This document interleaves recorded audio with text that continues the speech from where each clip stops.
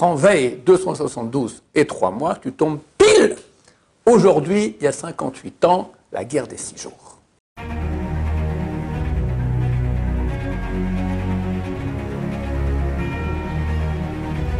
Ce jour dédié pour l'élévation de l'âme de Ora Aviva Bat Michel Zechona Levracha.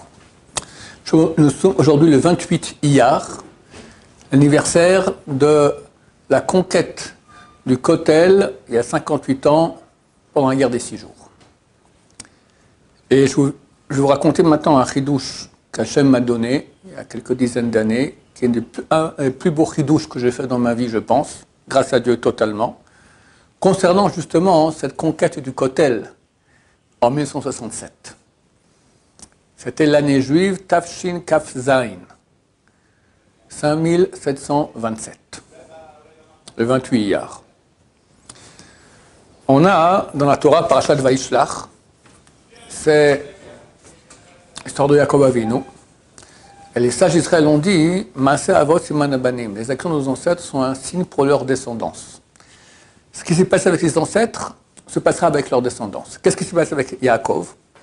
Yaakov part 20 ans en exil chez son oncle et après beau-père Lavan.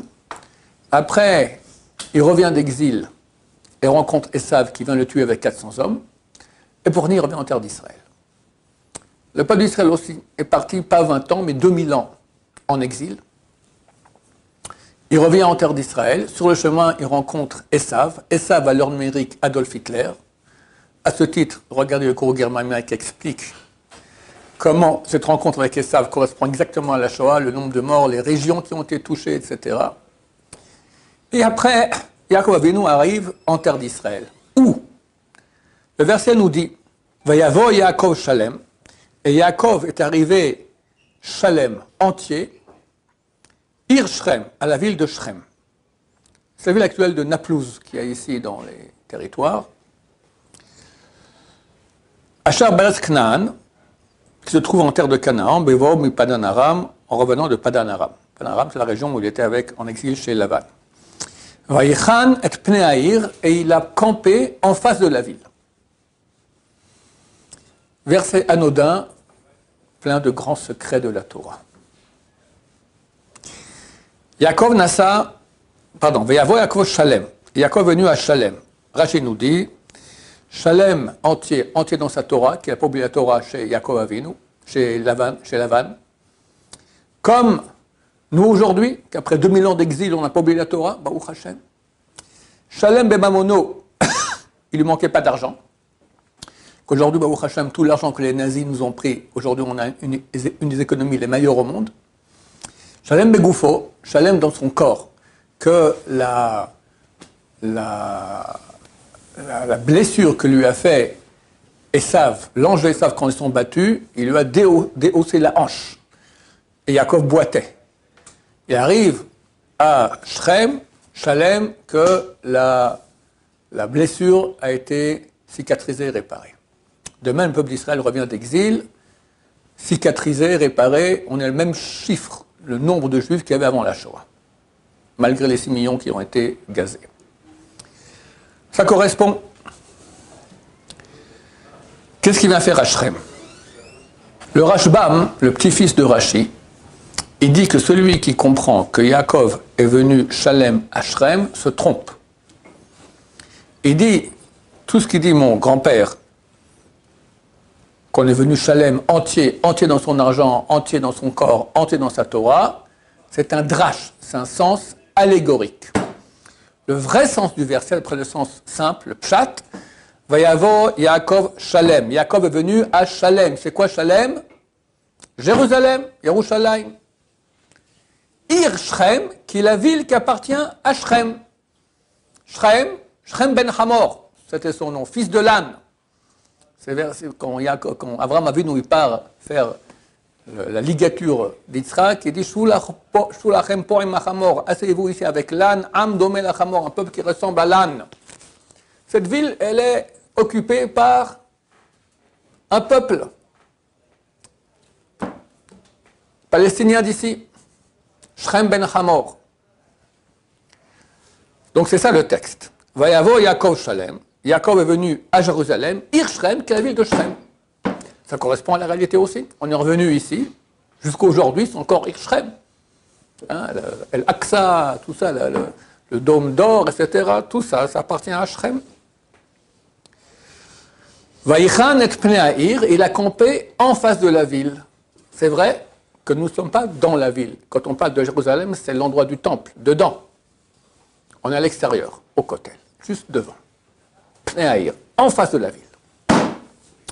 Et là, Rashi fait un commentaire qui ne veut rien dire. Rashi dit, Erev Shabbat Haya, c'était la veille de Shabbat. Mais chez Hiltot, de Rav Achai, et je prends ça des Hiltot, question-réponse de Rav Achai, Rav Achai Gaon. On a eu, avant l'an 1000, la période qui va entre l'an 600 et l'an 1000, il y avait les Géonim. On appelle ça les génies. Des rabbins énormes. Si je ne me trompe pas, jamais Rashi, il a cité un commentaire d'un Gaon. Et là, il cite ce commentaire. Ça va être un commentaire phénoménal. Qu'est-ce qu'il va nous dire au nom de Rav Achai Gaon? C'était la veille de Shabbat. Et moi, je pose une question. Et alors? Qu'est-ce qu'on en a à faire? Tu bien, il revient maintenant d'exil. Il va s'installer en face de Jérusalem. C'est la veille de Shabbat. Dis-moi qu'il a se couper les cheveux. La fois de Shabbat, il a bu un café aussi. Qu'est-ce qu'on en a à faire? Aïe, aïe, aïe, aïe, aïe, chers amis.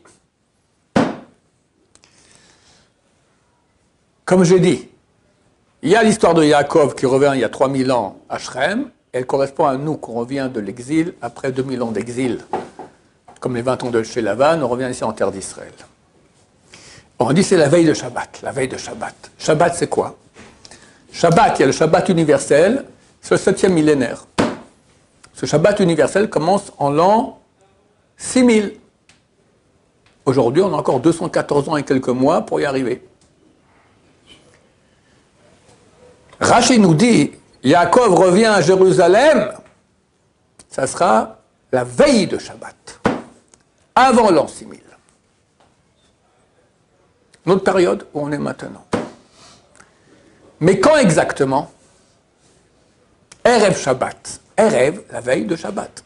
Erev, on va prendre les lettres Erev. Le mot Erev. Aïn, ça vaut 70. Resh, ça vaut 200. Bet, ça vaut 2. Ça fait 272.